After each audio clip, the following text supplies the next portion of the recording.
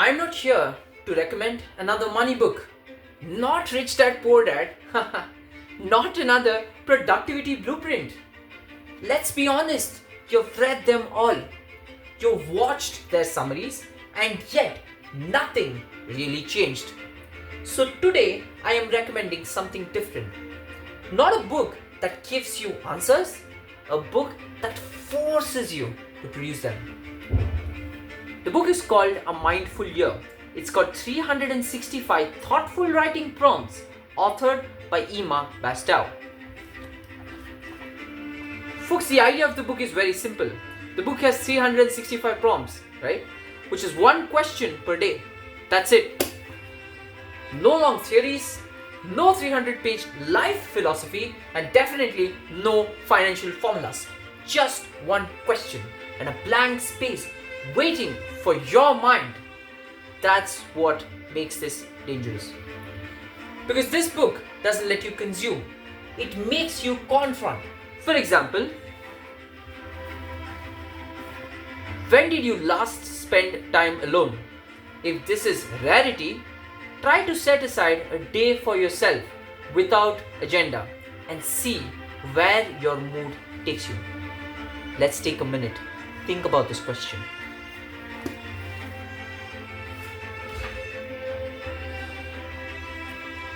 You see, the structure for most self-help books is that you've got an author who's a subject matter expert and he wants to share his domain expertise with the world.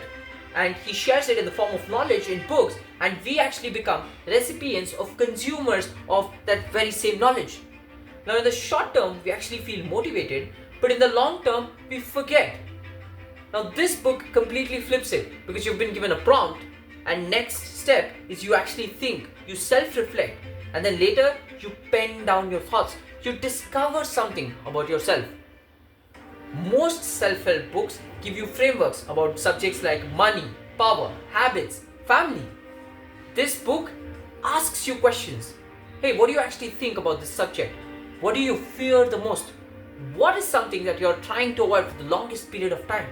Folks, this is not about external growth or validation. It's about internal excavation.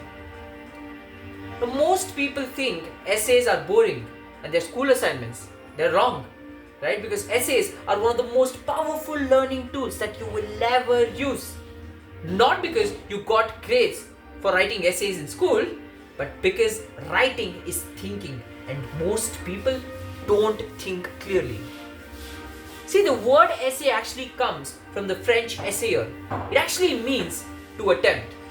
This format is credited to Michael D. Montaigne.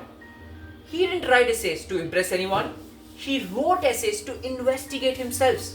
Later, you see some of the biggest writers in the world. Take, for instance, Francis Bacon, Ralph Waldo Emerson, Thomas Paine, and Friedrich. Folks like this actually wrote essays to shape topics like politics, morality, independence, culture, ideas that fundamentally went on to move civilization. All of this started as attempts, not masterpieces, attempts. Here's what people misunderstand. An essay is not a performance. It's not a race to see who can win. It's an investigation. It's a self-reflection. When an idea lives in your head, we all naturally assume that we understand it. Take a minute and try explaining it to someone. You start to see signs. You see hesitation. You see some struggle in articulating your thoughts. And sometimes you realize that some of your thoughts in here are actually vague. Folks, that is what writing can do. It exposes that illusion. Think of writing as a mirror, right? When your thoughts stay in the head, they feel sharp and you might get the best validation of yourself because you feel that you've understood something very, very clearly. But try putting it on paper. Because what actually happens when you put something on paper is that thought is independent and it's separated from you. And what this empowers you with is it helps you examine them. It helps you challenge them. It helps you break that thought down. It helps you to criticize them. And most importantly, you get to see the flaws, which you can't see if it is in your head. That is real growth. See, this is why I keep talking about writing, right? Because today we live in a day and age where we don't lack information. There is so much information available online, right? But what we actually lack is consumption of that information and structuring our thoughts and actually drafting actionable steps to work towards it, right? Let's also be very, very honest. I have collectively watched about 200 hours of content, and so might be many of you watching this video right now. But ask this one question: how many essays have we written about our own ideas? Even my videos start as essays, not as scripts, essays. Because before I can speak clearly, I must have the ability to think clearly, and writing actually enforces that upon me. Most people also avoid writing is because they want it to be perfect. They just want the perfect logic, they want the perfect structure, they want the perfect start, introduction, and conclusion. But I just explained, the word essay means to attempt. You're not writing to be right or win a race. You're writing to discover something about yourself, and that's beautiful. Half of what you write may be incomplete. Great! That's the point. Clarity is only forced through friction. This is why a daily book of prompts is so powerful. It forces you to attempt. It forces you to confront. It forces you to put structure into thinking. It forces you to slowly get towards the clarity of thought that so many of your favorite influencers keep talking about every single day. Now, a lot of people also say, what is the point of essays, right? Because I can write 100 essays and tomorrow I can just throw them and never read them. It doesn't matter, to be really honest, because the learning actually happens during the writing, not after that. You can just write an essay and then burn it, because the process of learning happens when you're actually writing it and not after you write. Schools actually made you think that essays were about grades. They're not, right? Unfortunately, they only taught us to write essays for grades, but they never actually explained what it can do to us internally. They're about discipline of thought. It's about the ability to take something chaotic, raw thoughts from your mind and make it absolutely coherent.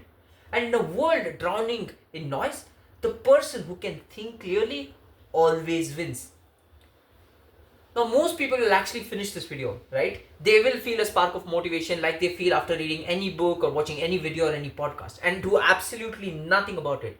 They will continue scrolling, they will continue consuming, be drowned in that intellectual thoughts. They'll wait for the next big idea to save them, but very few of you are actually going to sit down today and write, right? Let's all sit down and write. Take a blank page, write something, and attempt to think clearly for yourselves, right? Because 5 years from now, there'll be two groups of people, and trust me, they will not look the same.